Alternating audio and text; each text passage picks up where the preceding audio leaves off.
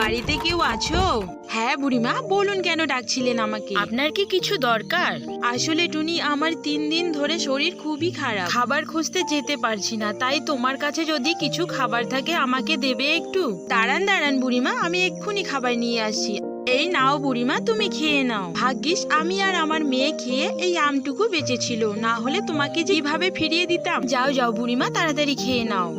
কবুতর আমটা নিয়ে সেখান থেকে চলে যায়। তারপর সে আমটা নিয়ে একটা নদীর ধারের পাশে চলে যায়। আর সেই আম দেখে রিঙ্কুর খুবই লোভ পড়ে যায়, আর ভাবতে থাকে কি করে এই আমটাকে সে খেতে পারে। আরে আরে বুড়িমা, তোমার পিছনে তো সাপ দেখছি। কবুতর যখনই পিছন ঘুরে তাকিয়েছে, ঠিক তখনই রিঙ্কু তার আমটা নিয়ে সেখান থেকে চলে আসে। এই যে পাখিটি, আমার আমটা দিয়ে যাও দয়া করে, আমি 3 দিন না খেয়ে আছি। রিঙ্কু কবুতরের কোনো কথাই শোনে না। ঠিক আছে যাও, আমি তোমাকে অভিশাপ দিলাম, তোমার খিদা কখনই মিটবে না। এরপর রিঙ্কু একটা ফাঁকা জায়গায় নিয়ে গিয়ে সেটাকে সে খেয়ে ফেলে।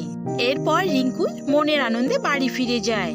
কিন্তু যখনই সেই ফলটা খেয়েছে, তার অনেক বেশি খিদা বেড়ে যায়। বউ, তুমি দাঁড়াও, আমি জল নিয়ে আসি, তারপর দুজনে একসাথে খাবো। আচ্ছা ঠিক আছে, তাড়াতাড়ি যাও, আমার আবার অনেক খিদা লেগেছে, খুব তাড়াতাড়ি চলে আসো কিন্তু। আরে হ্যাঁ হ্যাঁ, যাবো আর আসবো, তুমি শুধু সামান্য একটু সময় অপেক্ষা করো। এমন কথা বলে রিপন জল আনতে চলে যায়। পর্যন্ত আর থাকতে পারছে না, তাই রিঙ্কু তার আর অপেক্ষা না করে সব ফলে একাই খেয়ে নেয়। এদিকে তার স্বামী কারণবশত বাড়িতে জল আনতে পারেনি। আরে বউ, তুমি একাই এত খেয়ে নিলে? তুমি তো এত কোনোদিন খাও না। ওগো, আমি এক বুড়িমার খাবার ছিনিয়ে নিয়ে খেয়েছি, তখন থেকে তো দেখছি আমার খিদে বেড়েই যাচ্ছে। আমি আর তোমার সঙ্গে কথা বলতে পারছি না, আমি খেতে চলে গেলাম। সেই বুড়িমা আবার একে অভিশাপ দিয়েছে নাকি? এত খাবার তো কোনোদিন খায় না। রিঙ্কু এসেই একটা কলার গাছ দেখতে পায়, আর সেখানে সব কলা একাই খেয়ে ফেলে। তবুও যেন তার খিদে মেটে না। আর আমি কিচ্ছু বুঝতে পারছি না, আমার খিদে এত বেড়ে যাচ্ছে কেন? তবে কি সেই বুড়িমা আমাকে অভিশাপ দিয়েছে? যাই যাই।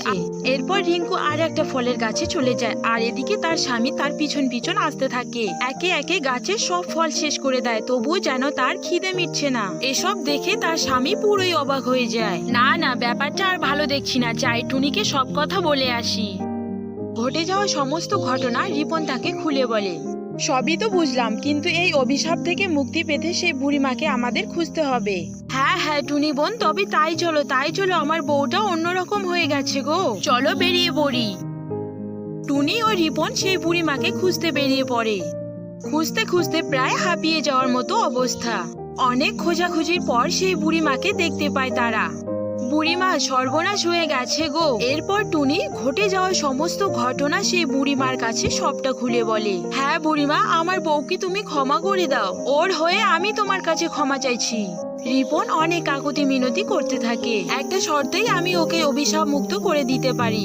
আমার মতো ক্ষুধার্ত পাখিগুলোর বাড়িতে গিয়ে তোমাদের খাইয়ে আসতে হবে, তবেই তোমার বউয়ের খিদা মিটবে। এরপর সেই বুড়িমার কথা মতো তারা বনের সমস্ত পাখিদের বাড়িতে গিয়ে খাবার দিয়ে আসে, আর সেই খাবার পেয়ে পাখিগুলো অনেকটাই খুশি হয়ে যায়। তো বন্ধুরা, আমরা অন্যের খাবার কখনই ছিনিয়ে নেব না, বরং কেউ অনাহারে থাকলে তাকে সাহায্য করব আমরা।